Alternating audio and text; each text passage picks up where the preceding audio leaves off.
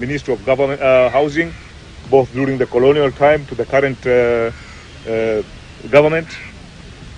And it was meant to house senior government civil servants. Unfortunately, sometime back in 1999, this parcel of land fell in the jaws of land grabbers. For those of us who are old, I know quite a number of you are very young. 1999, that's 33 years ago. 33 years ago, this is a man or a lady who has grown-up kids. This plot was grabbed under 3 entities, subdivided into 3 parcels. And the documents that were used to acquire this parcel of land, the documents and the transaction was nothing but forgery. And EACC filed a case before the court, and we managed to recover the 3 pieces of land, and the value of this particular area that has been recovered is £500 million shillings. So 500 million was to go to grabbers, three land grabbers, and take a government property using theft and forgery. And we are lucky that when we filed the case as EACC on behalf of the Ministry of Housing, a ruling was given on June 2022, that is last year, by the Environmental Land and Land Court. And there was a consolidated judgment that all these 3 pieces of land should revert back to the Ministry of Housing. The houses are they are old, and along with other estate, they are due for redevelopment with what you call the modern high-rise building. Low-cost houses will come. That is what we've heard from the owner of this land, that is the Ministry of Housing. Maybe I'll go deeper to the other side about the Shanzu property. Your Excellency the Governor, on September 2021, Coast Water Development Authority Agency lodged a complaint to the Commission, the EACC, that their land in Shanzu area had been grabbed by some private individuals, and the parcels of land were meant for the staff quarters of the water agency. That is the Coast Water Works Development Agency. The Commission undertook investigations on the complaint, and as usual, we established that the property had indeed been grabbed and title issued to private persons and companies using fraudulent means. Some of the beneficiaries sold the land to third parties who subsequently charged the same with banks at a very big amount of money. This illegal allocation involved the creation of 3 parcels of land with a cumulative value of 365 million shillings. And following an investigation, the Commission filed 3 recovery suits before the Environment and Land Court in Mombasa, seeking to have this land back to their entities, that the Coast Water Agency. As the case continues and it's before court, the Commission expects the following: that members of the public to remain vigilant, avoiding being duped into buying property that have been acquired in a suspicious manner, mostly the public land, government land. And we also warn the land officials to resist from colluding with corrupt persons to grab or re-grab public property. Most are facilitating re-grabbing of the property that we recover. When we recover, some people are looking forward on how to re-grab. We tell them they'll just land themselves into trouble. Notable recovery, Your Excellency, in cases that are in court are the following. The EACC has managed to go after land that belongs to Kenya Airport Authority, which was set aside for the expansion of the Moi International Airport, worth about 2.5 billion shillings. And the grab parcel of land include, you'll be surprised, Your Excellency, part of the grab land is the runway of the airport. So you even wonder when surveyors were surveying this plot, you know, an airport, a runway is something you can see it from very far. Even if you are a layman, you will say at least iko barabara hapa. If you don't know, it's a runway. So government houses for civil servants belonging to Kenya Revenue Authority, we have also filed that one with a current market value of about 360 million.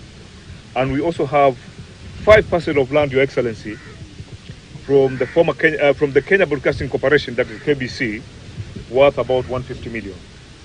We also have some road reserve that were excised from Machakos Road in Mombasa, worth 21 million, and a parcel of land worth 100 million grabbed from the Postal Corporation of Kenya in Mombasa by a senior county official.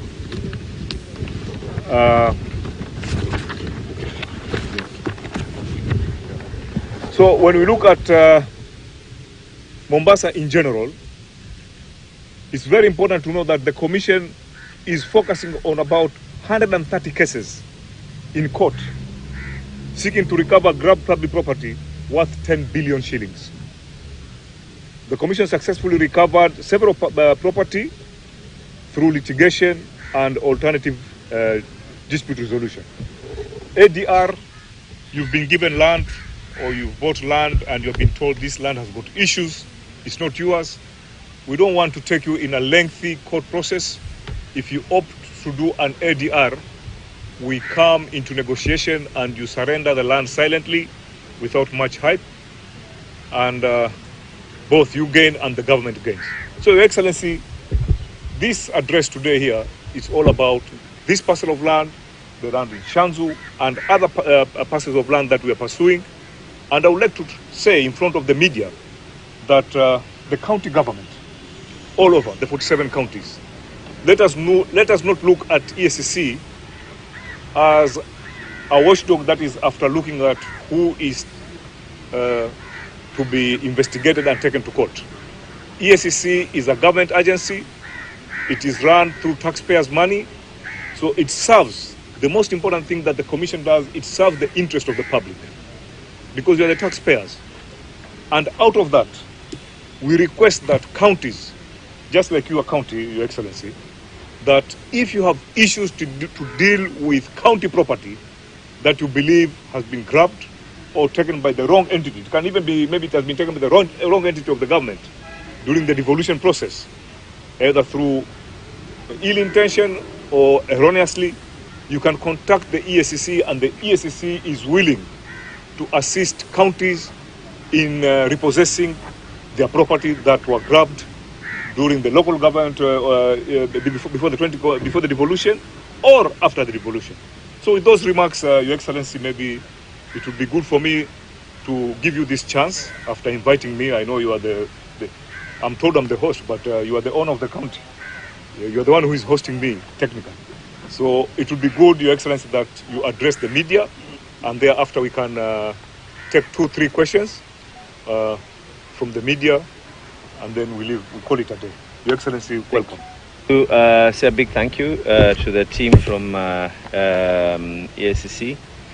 We had a meeting earlier on today in the office where I was briefed on a number of these matters. This particular estate, Hobley Estate, is one of the oldest government staff offices in the country, one of the oldest. And this is one property that had been grabbed, divided into 3 parcels of land.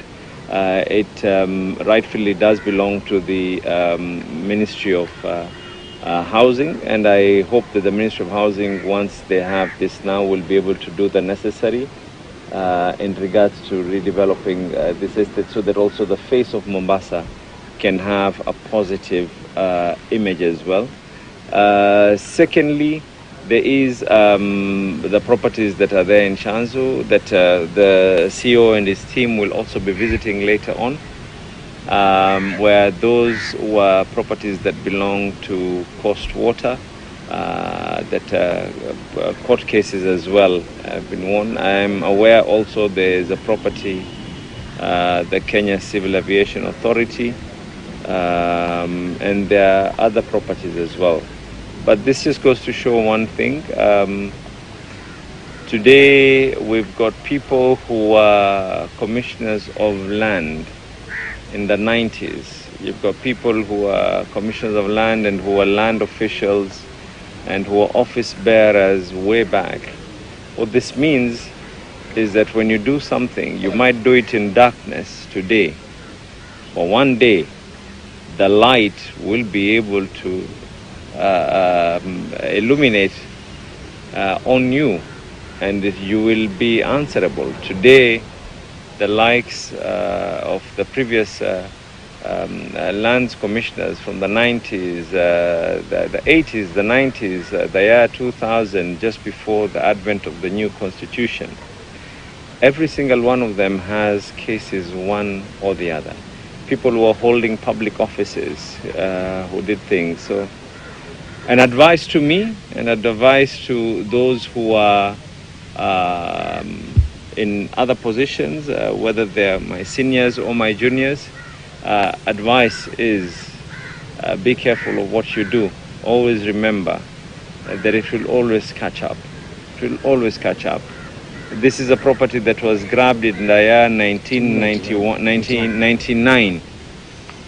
99 till today is about 30 years. No one anticipated that 30 years from today is when this will